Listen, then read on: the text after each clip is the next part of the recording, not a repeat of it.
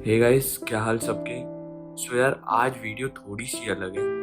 वैसे तो मेरे पास अपडेट्स बहुत सारी थी देने के लिए, जैसे कि राफेल फाइटर जेट्स इंडिया आ गए हैं और एजुकेशन पॉलिसी चेंज हुई है इस बार, और अनलॉक 3 की गाइडलाइंस आ गई हैं। लेकिन यार, एक न्यूज़ जो मैंने पढ़ी ना, उसने मेरा दिमाग हिला दिया। मतलब मैं 2 बजे शूट करने बैठा था, लेकिन मेरे दिमाग की हालत अभी ऐसी है कि 2:40 हो गए हैं और मैं कुछ शूट नहीं कर पा रहा हूँ। अभी त्रिपुरा से न्यूज़ आई है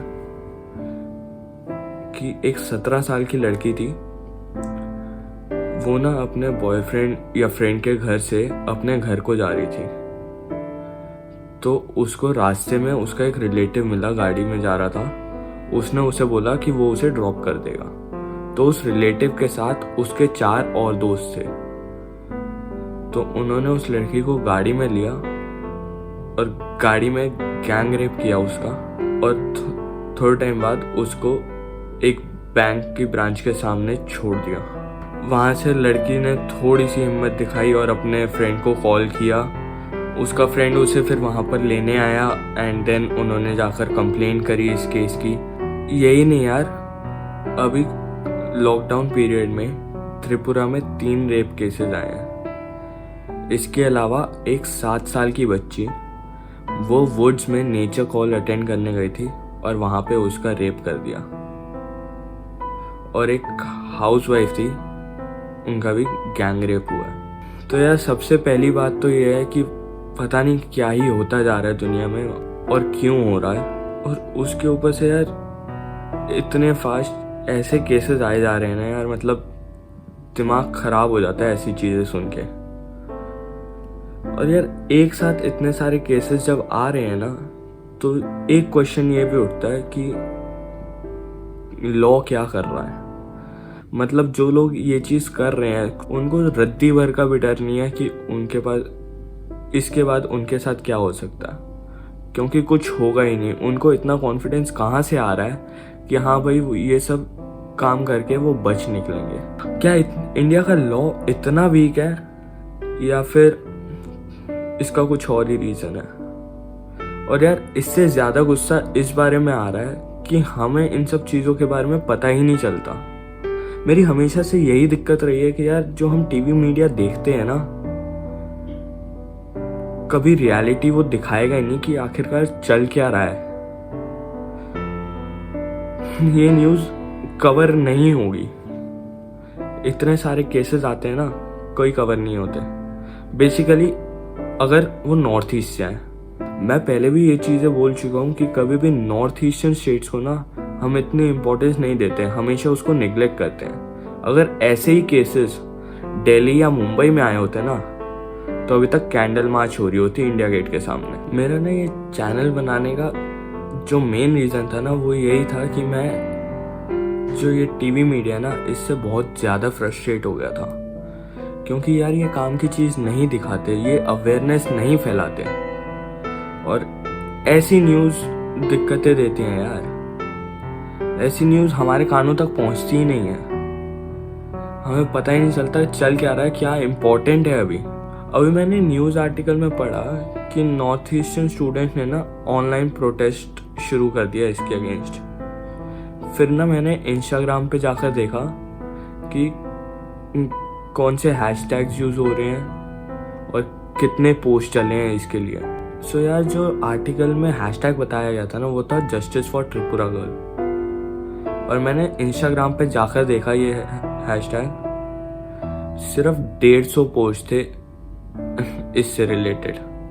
और जब सुशांत सिंह राजपूत की डेथ हुई थी ना, सॉरी टू से, बंदे के मर जाने के बाद उसके फॉलोअर्स इंक्रीज हुए, उसके हैशटैग्स चले और इतनी पोस्ट आई उसके हैशटैग पर, मतलब काउंटलेस यार।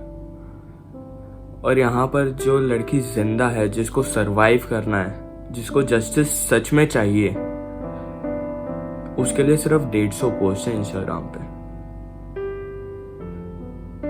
हम कहते हैं सोशल मीडिया चेंज लाएगा, लेकिन क्या चेंज ला रहा है social media? Why are we still here? suffer. तो यार सीधा आ जाते हैं कि इसके बाद सोल्यूशन क्या है। ऑफ कोर्स इंडियन गवर्नमेंट को लॉज में कुछ चेंजेस करने पड़ेंगे और जुडिशियरी में कुछ चेंजेस करने पड़ेंगे इस चीज से रिलेटेड, ताकि लोगों में डर बना रहे यार। क्रिमिनल्स में इस चीज का तो कम से कम डर बना रहा है कि भैया अगर उन्होंने ऐसी चीज गलती से भी कर दी तो उनके साथ क्या हो सकता है। एंड यार बड़ी चीज ये लोगों को अवेयरनेस नहीं है।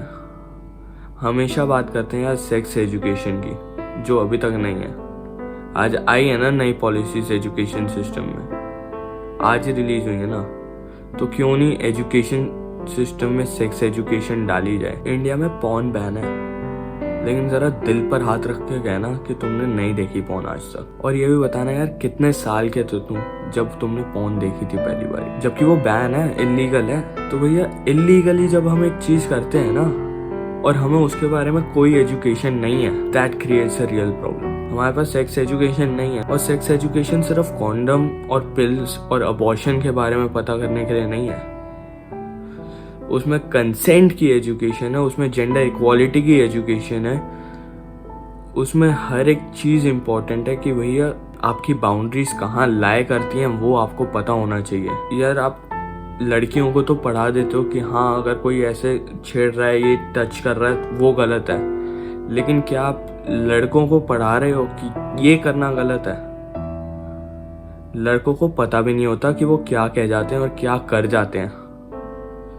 हो सकता है मैं भी कुछ ऐसा कभी कह गया हूँ या कर गया हूँ जो मेरे को पता भी नहीं है कि शायद उससे फीलिंग्स हर्ट हो सकते हैं, और वो एक असॉल्ट है। ये चीज लड़कों को नहीं पता। सो सेक्स एजुकेशन बहुत ही ज्यादा इंपॉर्टेंट है। और यार ये जो लोग कहते हैं ना कि सेक्स एजुकेशन और स्कूलों में सेक्स के बारे में पढ़ाना ये हमारी हेरिटेज, ये हमारे कल्चर के अगेंस्ट है, ये हमारे एथिक्स के अगेंस्ट है, तो भैया ये याद रख लो, ये सिर्फ रिसेंट सोसाइटी की सोच है, हमसे 1-2 जनरेशन पहले की, या मैक्सिमम 4 से 5 जनरेशन पहले की।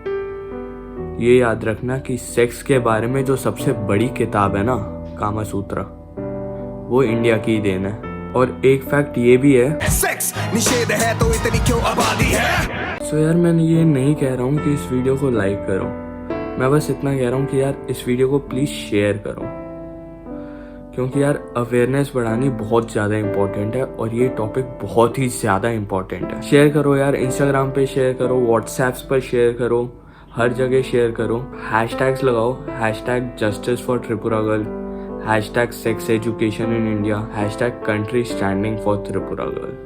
बाय।